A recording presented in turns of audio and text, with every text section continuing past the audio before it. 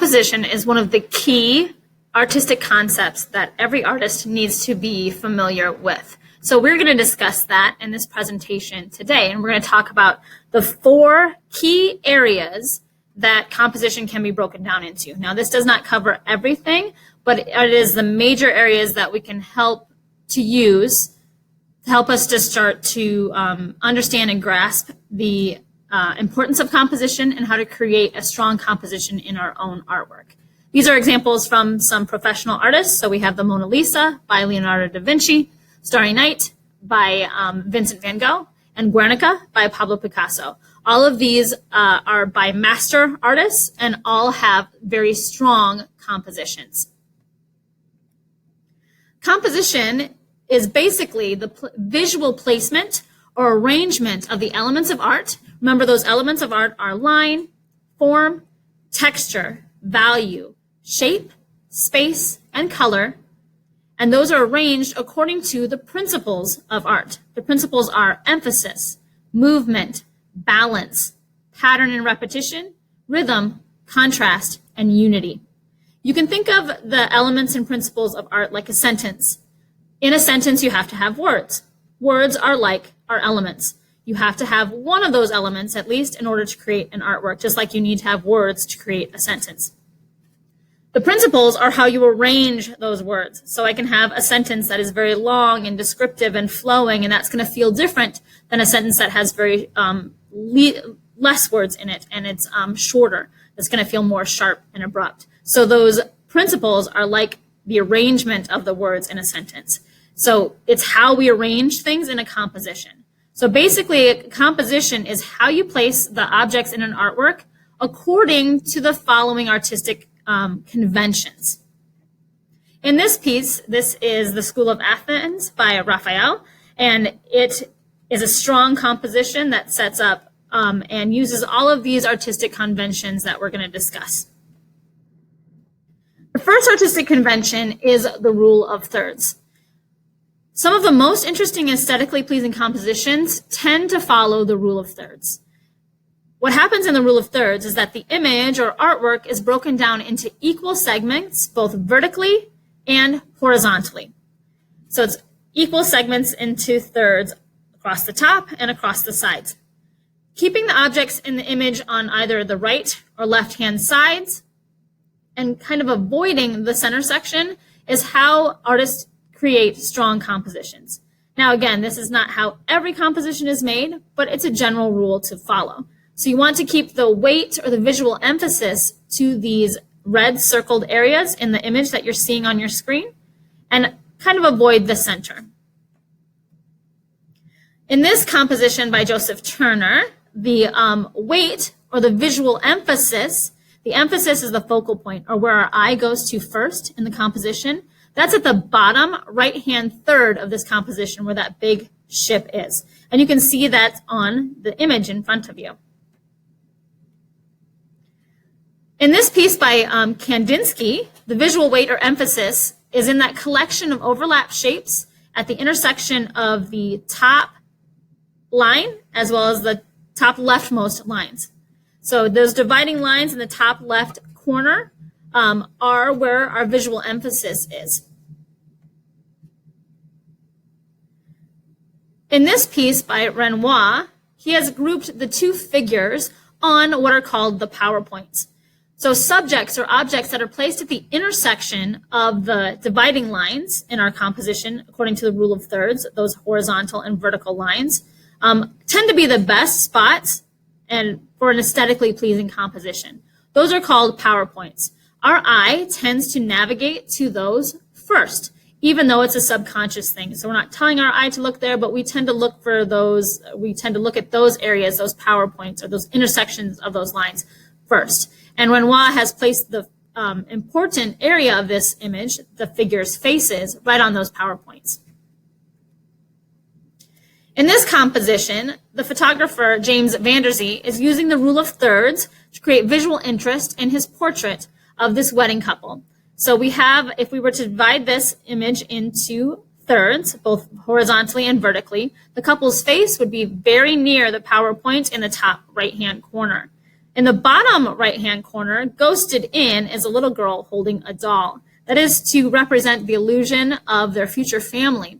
But it's done very nicely in that it's right on the opposite side PowerPoint. So the PowerPoint in this case is in the bottom right-hand side of the image.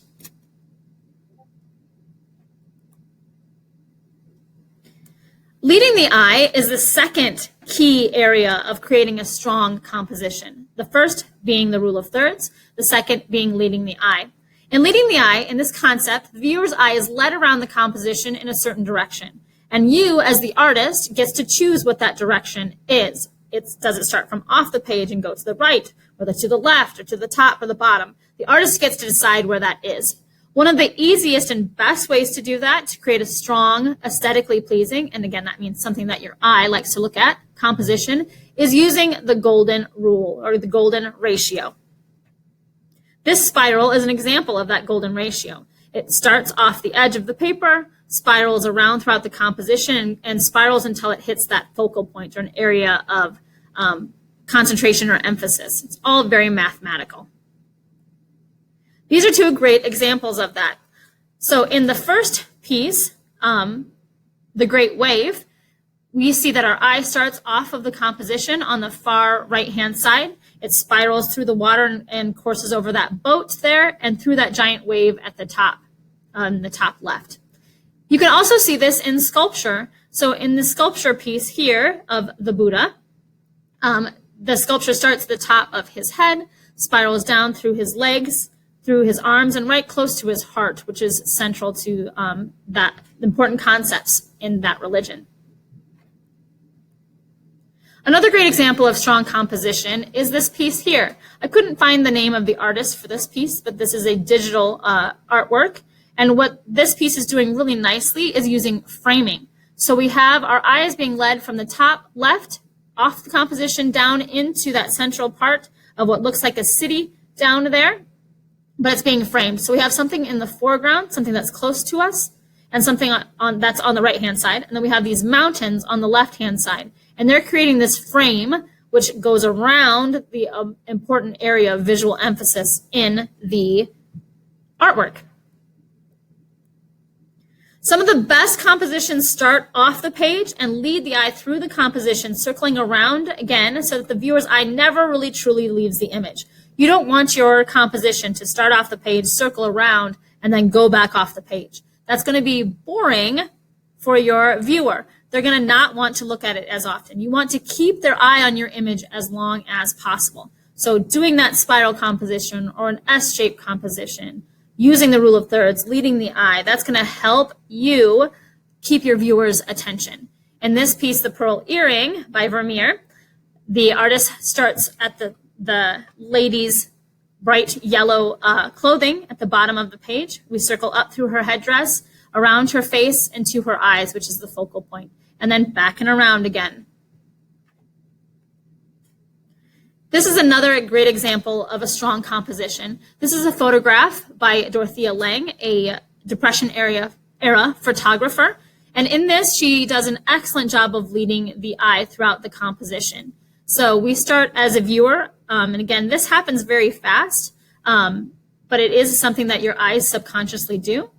We start with her hand that's off the edge of the picture in this case. We follow her hand up through her arm, up through her shoulder, into her face. We get to take in her beautiful smile as she's looking down to her baby. That is called an implied line. So there's not a line that connects the two, but through her gaze, we can see that the line connects her face to her baby's beautiful face, then down through the baby's garments and back to her arm again, and the cycle starts all over again. So a very strong sense of composition using that golden ratio or that golden rule. The third key concept in creating strong compositions is in visual rest or negative space. So our first concept was the rule of thirds. Our second concept was in leading the eye. Our third concept is in visual rest or negative space. And in this concept, empty space, or an area that does not contain the object or the subject of the artwork, is left open in certain spots, and that gives the viewer's eye a chance to rest.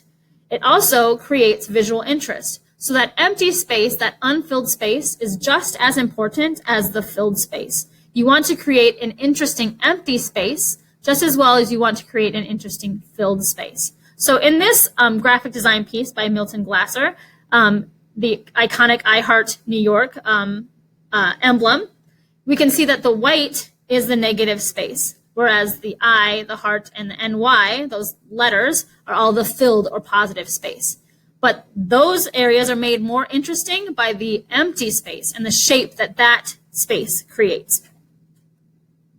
Here's another great example of negative space. So negative space doesn't mean that it's completely empty. In this piece, The Weeping Woman by Pablo Picasso, the background is the negative space. So the area of filled space is the woman herself. So the background is a wall that she's sitting against. So even though that has something in it, it's negative in that it is not as important. It also helps us lead the eye by using those strong vertical lines that point right to her face. Another great example is this photograph by Alfred Stieglitz of Georgia O'Keeffe. In this case, the negative space is the black area around her, the portrait of her. So since that is such an interesting negative space, and it's so dark and creates great contrast, our eyes get to take in and really enjoy her face and all the tiny little lines of detail on her hands and her skin. The fourth major concept and final major concept that we're going to discuss in this brief video about composition is the idea of depth of field. Depth of field is the sense of layered space in an artwork. So most of the artwork that we're talking about right now is flat, has no dimension to it. It is two-dimensional. So artists have to create illusions to make a piece look like it has layered space. When we're talking about layered space, we're talking about the foreground object, so something that's really, really close to me as the viewer. The middle ground, that's usually where the action takes place, and then the background, way, way far away from us. In this piece by Diego Velázquez, we see all of those. We see a foreground objects, that would be the dog and the children and the servant girl there in the front. In the middle ground, we have the young girl in her big dress with the blonde hair and her two servants around her, with the painter right there as well too. And in the very, very far background is the man standing in the doorway.